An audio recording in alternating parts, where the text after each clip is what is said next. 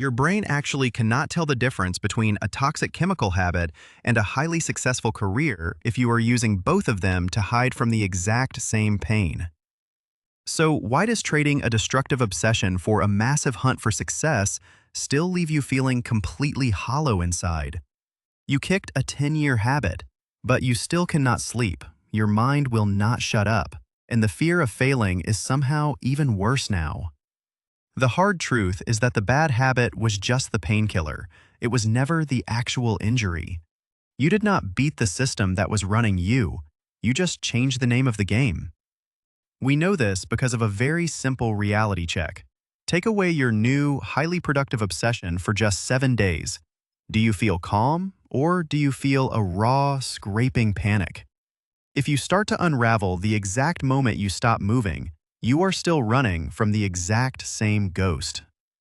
In the first 1 to 3 months after you quit, your brain is violently reeling from a massive chemical shock.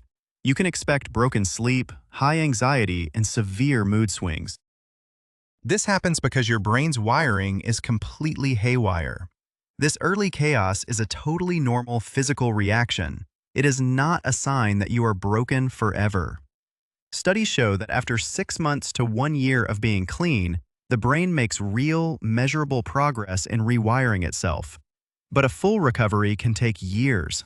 This is especially true if the addiction was severe or long-term. You only removed the top layer of the problem. The dark, heavy foundation underneath is still holding all the exact same tension. To understand why you feel so hollow right now, you have to look at how addiction hijacks your internal reward system.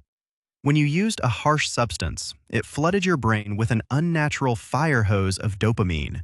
These chemicals can release 2 to 10 times the dopamine of any natural reward.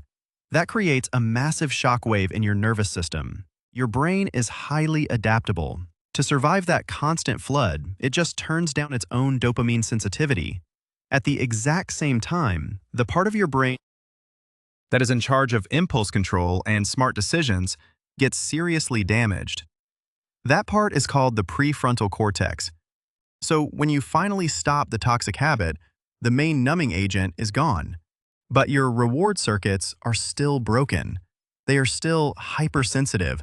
They are desperately seeking any massive external hit to fill that brutal void. And this is exactly where the shell game begins. You start hitting the gym for 3 hours a day, pushing your body until your joints actually scream. You work 14-hour shifts. You chase promotions and money like your life depends on it. You hunt for social validation online, trying to paint over the flat, gray reality of your life with blinding digital praise. From the outside, people see your iron discipline. They admire your sudden success. But you aren't doing this from a place of calm, healthy drive. You are doing this because your reward circuit is still a mess. Your weakened prefrontal cortex cannot stop the desperate search for the next big rush. This is the exact kind of hard truth we deal with here. If you are ready to stop negotiating with yourself, consider subscribing to the channel. We only deal in clear reality, and having you here helps build a community of adults who absolutely refuse to lie to themselves. Research confirms that people in recovery are highly vulnerable to relapse. This is especially true when a new substitute behavior is suddenly taken away. This happens because the stress response system in your brain stays on high alert, even after you have been clean for a long time. Specifically, this involves a part of the brain called the extended amygdala. Think of the extended amygdala as your internal alarm bell.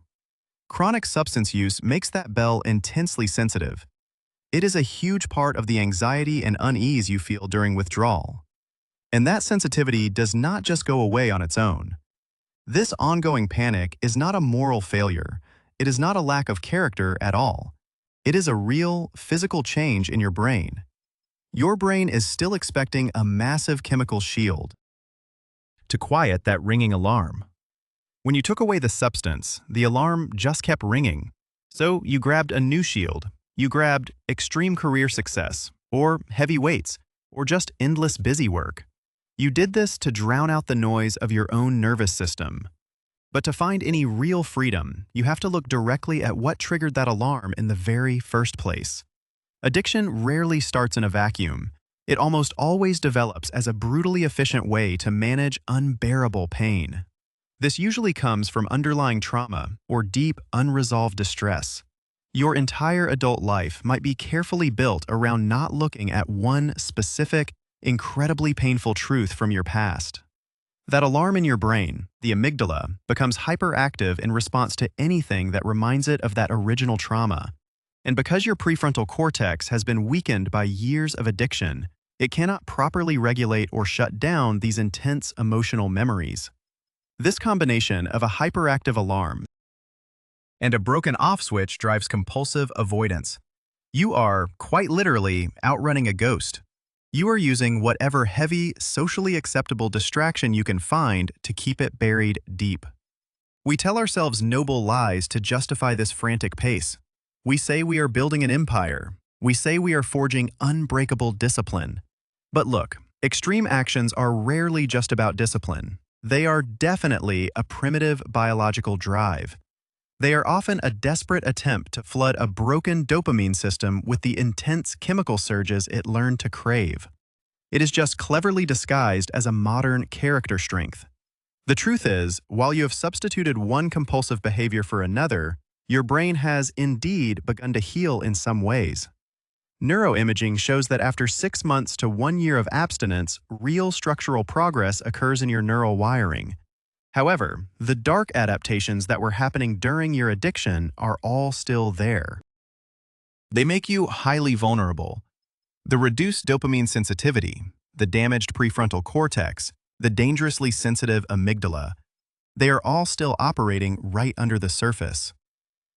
You have rebuilt parts of your house while leaving the foundation cracked and the fire alarm screaming.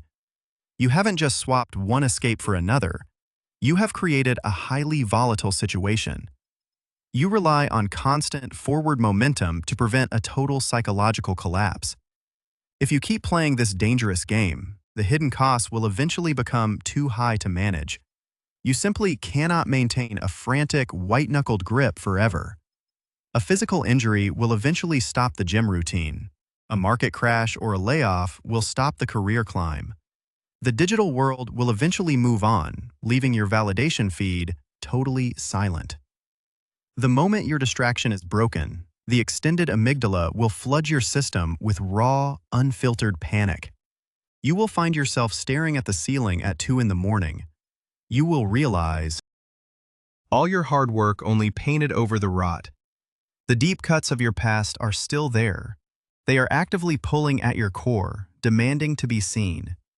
Healing feels unbearable precisely because you are finally removing the exact thing your brain came to depend on to manage profound stress. When you take away that numbing agent, the extended amygdala floods your body with anxiety, irritability, and deep unease. Your weakened prefrontal cortex struggles to regulate these emotions. This is exactly why early recovery feels like drowning in slow motion. But running back to a substitute obsession is a fatal mistake. The pain of facing this neurobiological storm is temporary. The exhaustion of running forever is permanent. This brings us to the exact training move you must execute. The actual practice does not require a complex system or an expensive retreat. It requires you to sit in a quiet room and allow the intense discomfort to surface without numbing it at all. When the urge to run, to lift, to work, or to scroll hits you, you must coldly recognize it for what it is. It is a sensitized neural pathway, begging for a chemical hit. You must actively choose to remain present in the discomfort. By staying put, without looking for an escape hatch, you give your brain the vital chance to rebuild its own broken regulatory circuits. You are leveraging neuroplasticity. That is, your brain's incredible ability to reorganize itself by forming brand new connections. Imagine this process like drawing sharp black lines on a canvas that is still wet with heavy, dark paint. If you rush it, if you panic, the ink just bleeds into an unreadable mess. You have to patiently let the base layers dry. That means you have to sit there, completely still. You must let the heavy, flat tones of your anxiety exist in the room. Do not immediately try to cover them up with frantic action or toxic positivity. So many people fail right here because they completely misinterpret the anxiety. They think it is a signal that something is wrong right now. You must understand, the anxiety is just an echo. You are sitting in a plain, quiet room, and you feel your heart start to race. You feel cold sweat on your palms. Your mind fills with catastrophic thoughts. You have to let the extended amygdala ring its alarm as loud as it wants, and you must do absolutely nothing to shut it off. Over time, because of neuroplasticity, your brain mechanically learns that the alarm is false. The prefrontal cortex gets stronger from the simple exercise of observing the fear without reacting to it. Slowly, your dopamine receptors will wake up to the normal, quiet rewards you used to ignore completely. A simple cup of coffee, a silent morning, a calm conversation. These things will actually start to register as deeply satisfying again. You will no longer need a massive, high-stakes crisis to feel alive. Your ambition will no longer be driven by a neurological deficit. You will stop living in a permanent state of emergency. You will stop constantly bypassing your own rational mind just to survive the afternoon. True rewiring requires you to build a completely new neural road. It is a quiet and slow path that your brain is currently ignoring because it prefers the familiar superhighway of high stress. Building this new, quiet path requires you to tolerate the massive friction of moving slowly. It demands you sit with the profound discomfort of feeling like you are not doing enough. The anxiety you feel when you are resting is not a sign that you are lazy. It is the actual chemical withdrawal from the adrenaline and dopamine you have been using to medicate your unresolved trauma. Your amygdala is firing rapidly. It is falsely warning you that if you do not stay busy, the deep memory you have been outrunning will finally catch up and destroy you. Whatever that root cause was, maybe a severe betrayal or a profound failure that shattered your identity, it created a wound that your brain decided was too dangerous to ever process. It threw a heavy blanket over it. First, it used a substance, and later, it used the relentless pursuit of success. But the wound under that blanket is still bleeding out your energy every single day. If you want to finally stop negotiating with your own fear, you have to do the hardest thing there is. You have to deliberately turn around, drop the shield, and look directly at the ghost. You must apply cold, clear logic to your own history. You look at the events that shaped you. You acknowledge them as permanent facts of the past, and you completely refuse to let them dictate the biology of your present. This takes immense, quiet courage, and it takes a significant amount of time. But the timeline should not discourage you. The fact that it takes years means you do not have to fix it all by tomorrow morning. You simply have to stop lying to yourself today. You must accept that swapping one escape for another is just a tactical retreat. It is not a real victory. Let's outline the precise tolerance audit you will perform to test this. Pick one single day this week where you strip away every substitute behavior you rely on. No heavy workouts. No staying late at the office.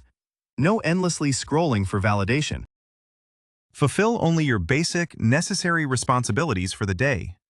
Then you will go home, sit in a plain chair, and do absolutely nothing for exactly 60 minutes.